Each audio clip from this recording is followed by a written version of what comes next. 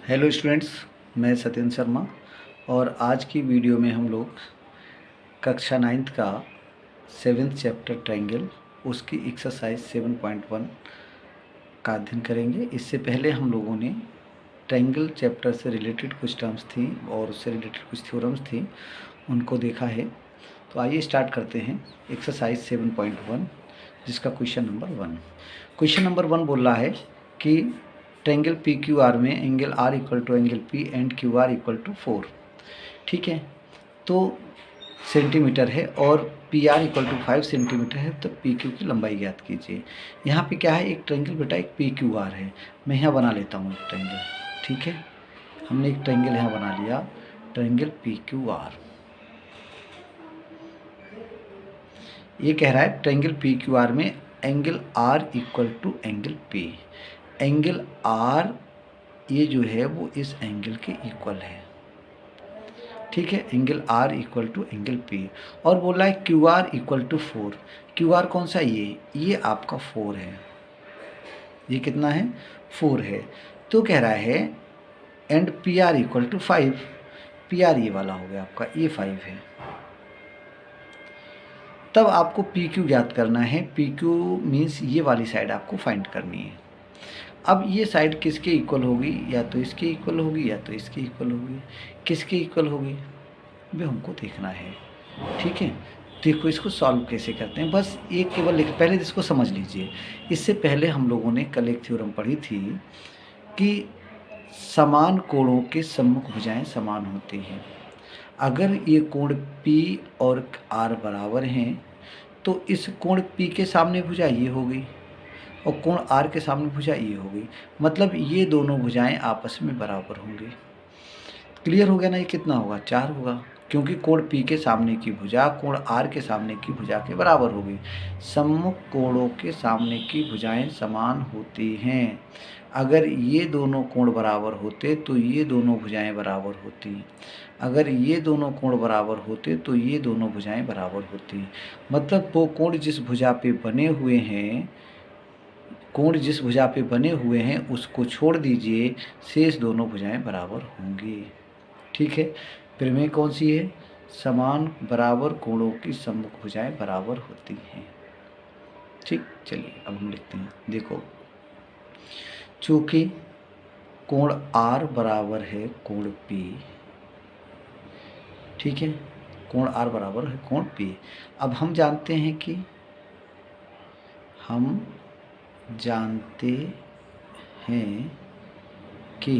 एक थ्योरम है, हम लिख दे रहे हैं उसे। हम जानते हैं कि समान कोणों की सम्मुख भुजाएं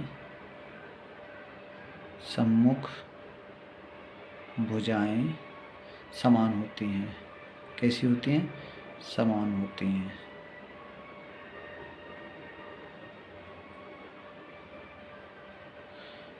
हम जानते हैं कि समान कोणों की सम्मुख भुजाएं समान होती हैं, इसलिए कोण R के सामने की भुजा क्या है, PQ। इसलिए PQ बराबर कोण P के सामने की भुजा कौन सी है, QR। क्या हो गया आपका पास, QR है ना। और इसलिए PQ बराबर कितना हो जाएगा, QR कितना है, QR 4 है। बस बेटा इतना सा है। ये आपको MCQ मतलब जो बहुविकल्पीय प्रश्न है उस टाइप से आते लघु उत्तरीय में आएगा, तो बस हमें खाली डायरेक्ट आंसर लिखना है। इसमें बहुत बच्चे कंफ्यूज रहते हैं कि जब ये दोनों कोण बराबर हैं तो कभी कभी हम इसको 5 भी लिख देते हैं, लेकिन इसको ध्यान रखिएगा, जो कोण बराबर हैं, अगर ये दोनों कोण बराबर हैं तो इनके सामने की भुजाएं, मतलब इसके सामने की भुजा और इसके सामने, ये भुजाएं आपस में बराबर होंगे। ठीक है, आइए अब हम बात करते हैं बेटा क्वेश्चन नंबर 2 की। क्वेश्चन नंबर 2 बोल रहा है, यदि त्रिभुज ABC और FDE, त्रिभुज ABC सर्वांग सम है, त्रिभुज FDE और AB बराबर है 5 सेंटीमीटर, कोण B 40 है, कोण A 80 है, तब DF और एंगल E का मान ज्ञात कीजिए। पहले हम इसे बना लेते हैं। एक त्रिभुज है आपके पास, त्रिभुज बी सी, और दूसरा बता रहा है ये है आपका, इसी क्रम में लिखो बेटा, ए बी सी है ना, एफ डी। अब वैसे डी ई एफ होता है तो हम डी एफ नहीं लिखेंगे कि सर ये डी ई एफ है, लिखते नहीं, जैसे उसने ए बी सी इधर लिखा है तो जैसे हमने ए बी सी लिखा है सर्वांग समय वैसे ही आपको एफ डी ई लिखना है। मतलब ये एफ होगा, ये डी होगा, ये ई होगा। ये हमें अपनी तरफ से दिमाग नहीं लगाना है कि सर डी ई एफ होता है तो मैं यहाँ से डी ई एफ लिख लूँ। आप लिख सकते थे वहाँ से डी ई एफ, लेकिन हमें एंगल्स का जो क्रम है ना वो एक जैसा बनाना पड़ता, हमें वो थोड़ी दिक्कत होगी। तो जैसे इसने लिखा हमने वैसे ही लिख लिया है, ठीक है। अब जो इसने दिया है वो लिख लेते हैं। ए भी 5 है, ये 5 है, सेंटीमीटर में है। एंगल भी 40, ये 40 हो गया। एंगल है 80, ये 80 डिग्री हो गया, ठीक है। तब डी एफ कौन सा है बेटा, ये वाला। ये डी एफ कितना होगा, तो देखिए डी एफ कितना होगा, सी पी सी ये हो जाएगा ना, 5 5 के बराबर हो जाएगा, जितना ये है उतना ये हो जाएगा। और कह रहा है एंगल ई, एंगल ई मतलब ये वाला कोण कितना होगा, तो ये कोण किसके बराबर होगा, इस कोण के बराबर होगा, होगा कि नहीं होगा। अब ये कोण कितना होगा ये हम यहाँ निकालेंगे पहले। तो पहले हम देखते हैं त्रिभुज ए बी सी में, त्रिभुज ए बी सी में कोण ए प्लस कोण बी प्लस कोण सी इक्वल टू क्या होगा बेटा, 180 डिग्री होगा। कोण ए का वैल्यू क्या है 80, कोण ए का वैल्यू 80 प्लस कोण बी का वैल्यू 40 प्लस कोण सी हमें फाइंड करना है इक्वल टू 180 डिग्री। 80 और 40 कितना हो गया 120 plus angle C equal to 180 degree. तो यहाँ से हम एंगल सी निकाल लेंगे, 180 degree minus 180 degree minus 120 degree, तो एंगल सी यहाँ से आ गया 60 डिग्री, ठीक है। आपको कितना मिल गया बेटा यहाँ 60 डिग्री ओनली, कितना है 60 डिग्री, कितना 60 डिग्री, ठीक है। अब देखो, चूँकि सिंस बोलते हैं इसको, since triangle A B C congruent triangle F D E, triangle F D E, इसलिए सी पी सी टी से ये क्या होता है, हमने इसे बोला ना, सी पी सी टी को आप लिख सकते हैं सर्वांग सम त्रिभुजों के संगत अंग। हम सी पी सी टी लिखते हैं या इसके लिए लिखा है सा त्रा सा आ, सर्वांग सम त्रिभुजों के सर्वांग अंग, मतलब सर्वांग सम त्रिभुजों के संगत अंग। यहाँ हम बोलते हैं corresponding part of congruent triangles are equal, ठीक है। सी पी सी टी से क्या होता है, जो करस्पॉन्डिंग पार्ट होता है वो इक्वल होता है। करस्पॉन्ड पार्ट का मतलब बेटा ये होता है, संगत अंग का मतलब ये होता है, जब इसको उठा के हम इसके ऊपर रखेंगे तो जो साइड जिसके ऊपर आ जाए वो आपस में बराबर होंगे, जो कोण जिसके ऊपर आ जाए वो कोण आपस में बराबर होगा। तो हमें यहाँ साइड बेटा किसकी निकालनी थी, देखिए डी एफ, डी एफ कहाँ है बेटा आपके पास, ये है डी एफ। तो डी एफ किसके बराबर होगा, आप इसमें भी देख सकते हैं डी एफ कहाँ है, ये है, देखिए ये डी एफ किसके बराबर होगा, बी ए के। डी एफ बराबर बी ए बराबर कितना है, बी ए कितना है 5 सेंटीमीटर। एक तो ये हो गया, तथा और क्या निकालना था, एंगल ई है ना, एंगल ई। तो एंगल ई किसके बराबर होगा, तो देखो यहाँ पे ई ये लास्ट वाला है ना, तो ई किसके बराबर होगा, यहाँ लास्ट में कौन है C, angle E equal to angle C, और इक्वल टू कितना हो जाएगा बेटा, ई सी कितना निकाला है हमने 60 डिग्री। इस तरह से ये 2 क्वेश्चन हमारे कंप्लीट हुए, ठीक है। चलिए आइए अब हम लोग आते हैं क्वेश्चन नंबर 3 में। क्वेश्चन नंबर 3 में ये बोल रहा है, दी आकृति में triangle A B C congruent है ट्रायंगल पी क्यू आर। ये ट्रायंगल एक आपका ए बी सी है, ये त्रिभुज पी क्यू आर के कैसा है, कन्ग्रुएंट है, मतलब इसके कैसा सर्वांग सम है। ये दोनों त्रिभुज आपस में सर्वांग सम है। जब 2 त्रिभुज सर्वांग सम होते हैं तो उनके संगत अंक आपस में बराबर होते हैं। संगत अंक बराबर होने का मतलब हुआ कि इस त्रिभुज को उठा के इसके ऊपर रखिए, इस त्रिभुज को उठा के इसके ऊपर रखिए, तो जो कोण जिसके ऊपर आएगा वो आपस में बराबर होंगे, जो भुजा जिसके ऊपर आएगी वो भुजाएं आपस में बराबर होंगी। ठीक है, इनके सारे कोण सारे, चूँकि ये त्रिभुज कैसे सर्वांग सम है तो सभी कोण सभी आपस में और भुजाएं आपस में बराबर होंगी। बट यहाँ पे क्या होगा, हमसे पूछा है कि एंगल ए का मान बताइए, तो एंगल ए ये वाला हुआ, जब इसे उठा के इसके ऊपर रखोगे इसके किसके ऊपर आएगा, 65 के ऊपर आएगा, मतलब एंगल पी के ऊपर आएगा। तो एंगल ए किसके बराबर हो जाएगा, एंगल पी के बराबर हो जाएगा, जो कितना हो जाएगा 65 हो जाएगा। तो यहाँ हम लिखते कैसे हैं, चूँकि त्रिभुज ए बी सी सर्वांग सम या congruent triangle P Q are, इसलिए सी पी सी टी से एंगल ए किसके बराबर होगा, एंगल ए किसके बराबर होगा, एंगल पी के, और एंगल पी कितना है 65 डिग्री। तो ये भी आई थिंक समझ में आ गया होगा, एंगल ए कितना होगा 65 डिग्री। अब बोला है कि सर्वांग समता का नियम लिखिए। अच्छा, ये केवल आपको और कुछ नहीं पता है, केवल इतना ही गिवन है। तो यहाँ सर्वांग समता का नियम क्या है, ये दोनों त्रिभुज सर्वांग सम आप कैसे कह सकते हो कि है, मतलब यहाँ तो गिवन है, यहाँ तो गिवन है ये सर्वांग सम है, बट ये गिवन नहीं है, सपोज करिए दिया नहीं है, ये दिया नहीं है कि ये त्रिभुज आसपास सर्वांग सम है। बस इन चित्रों को देख के क्या आप कह सकते हो कि ये त्रिभुज सर्वांग सम है, तो हाँ हम लोग कह सकते हैं कि त्रिभुज सर्वांग सम है। तो सर क्यों सर्वांग सम है, आखिर क्या है, तो सर्वांग सम की हम लोगों ने कई सारी कंडीशंस पढ़ी थी, जिसमें सबसे पहले पढ़ी थी S S S triple S, मतलब तीनों साइडें बराबर हों। तो क्या है, तीनों साइडें बराबर दी हुई हैं, नहीं दी हैं, केवल एक साइड बराबर है। जब एक साइड बराबर हो तो उसके साथ कितने एंगल बराबर होना चाहिए, 2 एंगल बराबर होना चाहिए। तो क्या यहाँ पे 2 एंगल बराबर हैं, क्या यहाँ पे 2 एंगल बराबर हैं, बेटा एक मिनट ज़रा, ये जो एंगल है ना यहाँ पे 40 है, ये 45 है ना, 40 और 45 हैं, तो ये वाला 40 ही है, ये भी 40 है, ये भी 40 है।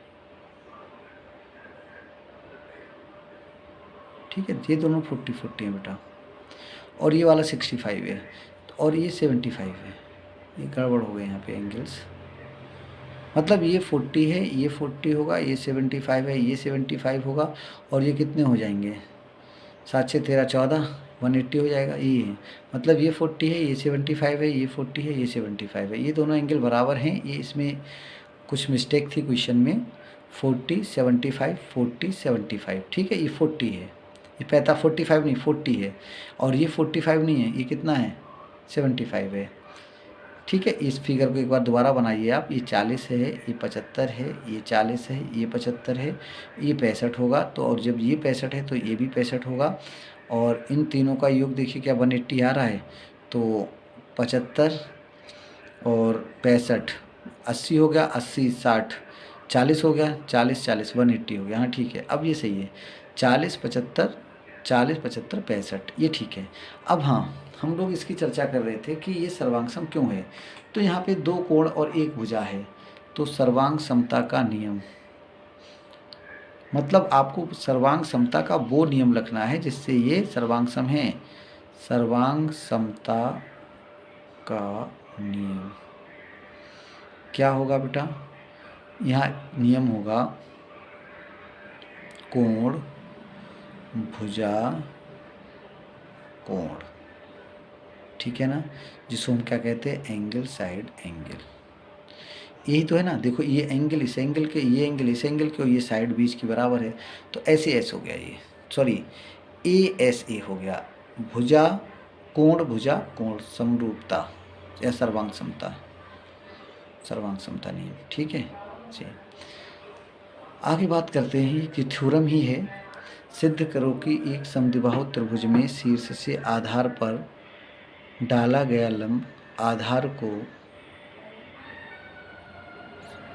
समान आधार को समद्विभाजित करता है। सिद्ध करो कि एक समद्विबाहु त्रिभुज में शीर्ष से आधार पर डाला गया लंब आधार को समद्विभाजित करता है।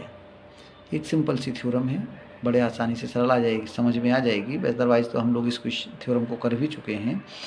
यहाँ है क्या, देखो बेटा, एक समद्विबाहु त्रिभुज है, एक समद्विबाहु त्रिभुज ए बी सी जिनमें ये भुजाएं आपस में बराबर हैं। ठीक है, समद्विबाहु त्रिभुज में शीर्ष से आधार पर डाला गया लंब, ये इसके शीर्ष से इस पे एक आधार पे एक लंब डाला गया है, मतलब ये 90 डिग्री है और ये 90 डिग्री है, इसको हमने नाम रख लिया ए डी। तो कह रहा है आपको ये बताना है ये समद्विभाजित करता है, मतलब बी डी और सी डी आपस में बराबर हैं। तो इसमें हमें सबसे पहले लिखना होता है ज्ञात है ना, ज्ञात है। क्या ज्ञात है, हमें क्या ज्ञात है? तो ज्ञात है एक त्रिभुज ए बी सी जिसमें ए डी लंब है बी सी। ठीक है, मतलब आधार से शीर्ष पे लंब डाला गया, तो जो ए डी जो है वो बी सी पे लंब हो गया। दूसरा सिद्ध करना है, क्या सिद्ध करना है हमको सिद्ध क्या करना है? हमको सिद्ध करना है कि बी डी बराबर सी डी।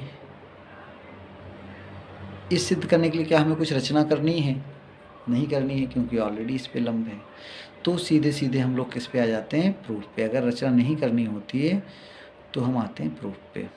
मतलब वैसे ही इसको बेटा करेंगे जैसे हम लोग थ्योरम को सॉल्व करते हैं। एक दो क्वेश्चन हम आपको पूरा करके दिखाएंगे, अदरवाइज इन क्वेश्चंस में केवल प्रूफ इंपॉर्टेंट होता है, हम आपको प्रूफ बता देंगे। शेष अगर बोर्ड में क्वेश्चन आता है, एग्जाम में क्वेश्चन आता है, तो आपको यही बोलना है सबसे पहले इस टाइप का क्वेश्चन है तो उसमें ज्ञात क्या करना है और सिद्ध क्या करना है। रचना अगर करनी है तो कर लीजिए, अदरवाइज फिर प्रूफ लिखिए। ये दोनों चीज़ें ऑलरेडी क्वेश्चन दी होती हैं। ठीक है, तो चलिए प्रूफ में देखते हैं। त्रिभुज के जितने भी क्वेश्चंस हैं उसमें आपको केवल दो त्रिभुजों को देख के उन्हें सर्वांग दिखाना होता है। तो यहाँ पे हमारे ये दो त्रिभुज हैं, त्रिभुज ए बी डी और त्रिभुज ए सी डी। हम कैसे भी करके इन दोनों को सर्वांग दिखा दें। जब ये सर्वांग हो जाएंगे तो सी पी सी टी से ये बी डी सी डी आपस में बराबर हो जाएंगे।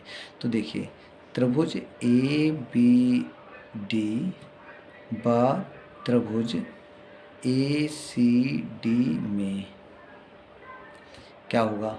सबसे पहले देखिए ए डी बराबर ए डी क्यों हो गया? ये उभयनिष्ठ है ना, कैसी है? कॉमन या उभयनिष्ठ बोलते हैं इसको। ठीक है, और ए बी बराबर, ए बी किसके बराबर होगा? ए सी के।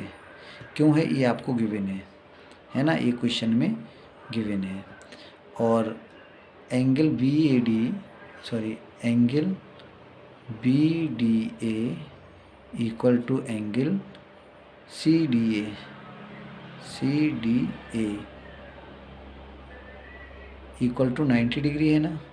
ये भी क्या है? आपको गिवन है, ये भी क्वेश्चन में दिया है, मतलब ज्ञात है। ये उभयनिष्ठ है, गिवन मतलब ज्ञात है। अब यहाँ पे कौन सी कंडीशन लगेगी? देखो जब भी आपको एक 90 डिग्री एंगल दिखे और उसके सामने मतलब कर्ण बराबर हो, तो यहाँ एक ये 90 डिग्री एंगल है, राइट एंगल, ये हाइपोटेनियस, राइट एंगल हाइपोटेनियस एक साइड, तो इसे हम बोलते हैं राइट एंगल हाइपोटेनियस साइड, जिसको कहा जाता है RHS। किसे क्या कहते हैं? इसको RHS। इसलिए RHS से RHS right angle hypotenuse side, ये आपका राइट एंगल है, ये हाइपोटेनियस है और ये एक उसकी एक साइड हो गई। ठीक है, ये राइट एंगल हाइपोटेनियस साइड, तो RHS से क्या हो जाएगा? ट्रायंगल ABD एक कन्ग्रुएंट हो गया ट्रायंगल ACD, कन्ग्रुएंट हो गया। देयरफॉर बाय CPCT से क्या होगा? BD इक्वल टू, यहीं से उठाएंगे, BD इक्वल टू क्या होगा? CD।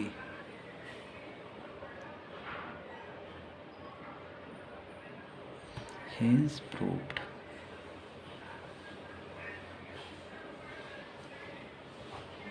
ठीक है, इस तरह से ये क्वेश्चन भी कंप्लीट हुआ। आज की वीडियो में हम लोगों ने क्वेश्चन 1 से 4 तक किए हैं। अगले में हम लोग क्वेश्चन नंबर 5, 6, 7, 8 करेंगे। आज के लिए इतना ही, धन्यवाद।